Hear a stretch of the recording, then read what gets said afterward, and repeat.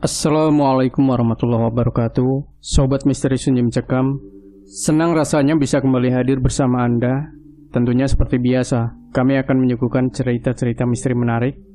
Dan kesempatan kali ini, kami sudah menyiapkan sebuah kisah misteri yang berjudul Sadarnya Sang Pelaku Pesugihan.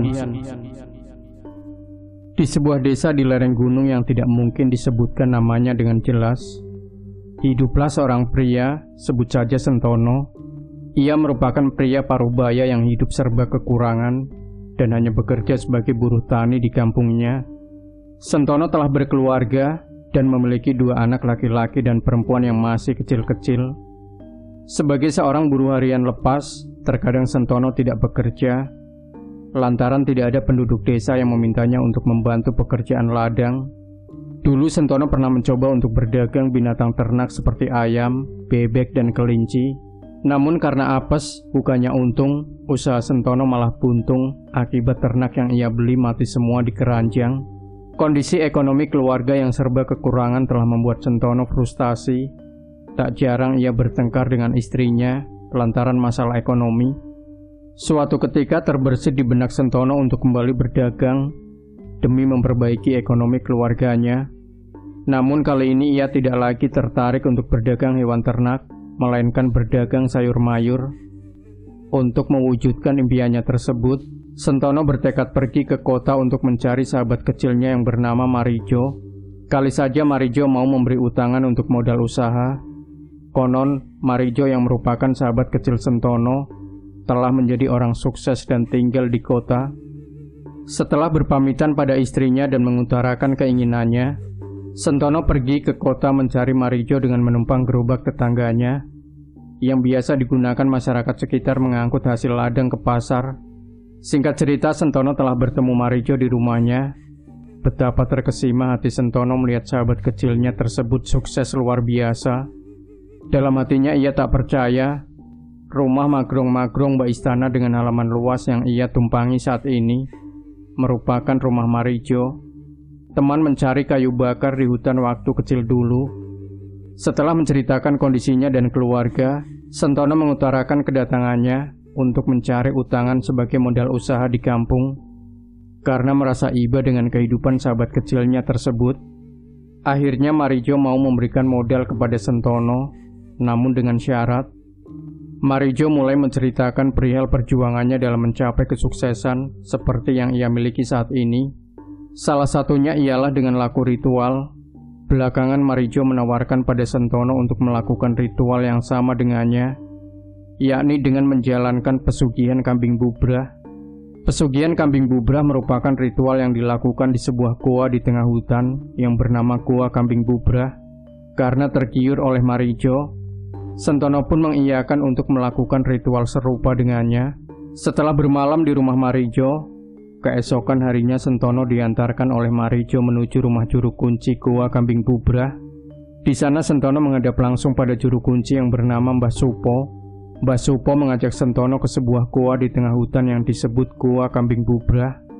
Konon, goa itu dihuni oleh siluman kambing yang beringas, yang bisa memberikan kekayaan kepada siapapun yang berani menghadapinya dengan persyaratan tertentu. Dengan hati-hati dan penuh ketakutan, Sentono setuju untuk melakukan pesugihan tersebut demi keberlangsungan hidup keluarganya. Mbah Supo memberitahu Sentono tentang ritual yang harus dia lakukan di dalam goa, termasuk memberi sesajen dan menjalani ritual khusus di depan batu menyerupai kambing yang berukuran besar. Setelah melewati serangkaian ritual yang mencekam dan menakutkan, Sentono keluar dari goa dengan gemetar. Dia tidak tahu apa yang akan terjadi selanjutnya, tetapi ia memiliki perasaan campuran antara harapan dan ketakutan. Beberapa hari berlalu, Sentono mulai menjalankan usahanya bermodalkan uang pinjaman dari Marijo. Ia menjadi pengepul hasil bumi, baik sayuran dan ubi-ubian dari masyarakat sekitar, dan menjualnya kembali ke kota. Dalam waktu singkat, usaha Sentono semakin terlihat keberhasilannya. Dagangannya selalu habis. Bahkan belakangan Sentono menjadi pemasok sayuran di berbagai restoran dan hotel besar. Seiring keberhasilannya dalam berbisnis, kondisi keluarganya pun semakin makmur. Rumah yang dulunya reot mulai berubah menjadi rumah magrong-magrong. Sawah dan pekarangan puluhan hektar juga berhasil ia beli. Karena kesuksesannya tersebut, pria yang dulunya sering jadi cibiran tetangga kini mulai terkenal sebagai juragan dan tuan tanah. Kehidupannya telah berubah 180 derajat menjadi orang kaya raya dengan harta berlimpah. Bisnisnya semakin merambah, semakin banyak dan besar. Istri dan kedua anaknya serba kecukupan dan hidup glamor melebihi kehidupan masyarakat desa pada umumnya. Namun sebagai imbalannya, Sentono tidak boleh lupa untuk tetap melakukan ritual persembahan setiap malam Selasa Kliwon di Goa Kambing Bubrah sebagai sarana mempertahankan kekayaannya. Pernah suatu hari Sentono lupa melakukan ritual persembahan di malam Selasa Kliwon. Akibatnya ia dihantui oleh siluman kambing yang memintanya untuk segera datang ke goa. Setelah mendatangi gua tersebut, Sentono harus memilih dua pilihan, yakni mempersembahkan kambing jantan untuknya atau kekayaannya akan musnah kembali. Mendengar hal tersebut, Sentono sepakat untuk memberikan persembahan kambing jantan untuk siluman goa. Singkat cerita, ketika Sentono pulang dari ritual, ia mendapati rumahnya telah ramai banyak didatangi tetangga dan kerabat.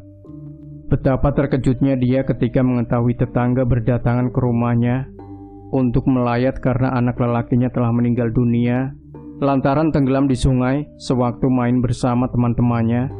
Sedih dan hancur berkecamuk di dalam pikiran Sentono.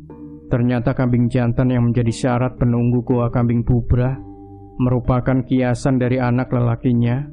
Sentono menyadari bahwa dia telah membayar harga yang sangat mahal untuk keserakahan dan keputusasaannya. Ia memutuskan untuk kembali ke Goa Kambing Bubrah untuk mencari bantuan Mbah Supo dalam mengakhiri persekutuannya dengan siluman. Namun, ketika dia tiba di rumah Mbah Supo, dia menemukan bahwa Mbah Supo sudah tiada. Akhirnya ia bertekad mendatangi kembali Goa Kambing Bubrah untuk memutuskan persekutuannya dengan siluman. Hanya ada sunyi dan gelap yang menunggunya di dalam gua tersebut. Tanpa bantuan apapun, Sentono harus berjuang sendiri menghadapi konsekuensi dari perjanjian yang dia buat.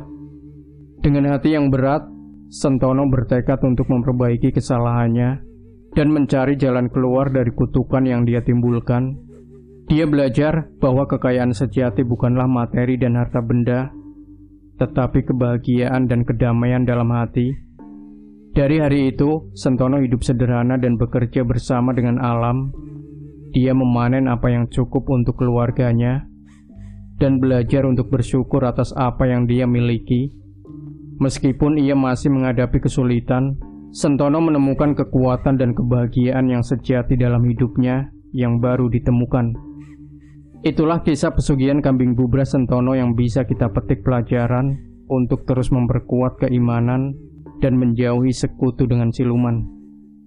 Demikian Sobat Misteri Sunyi Mencekam. Jangan lupa berikan komentar Anda, like, share video ini, subscribe channel Sunyi Mencekam.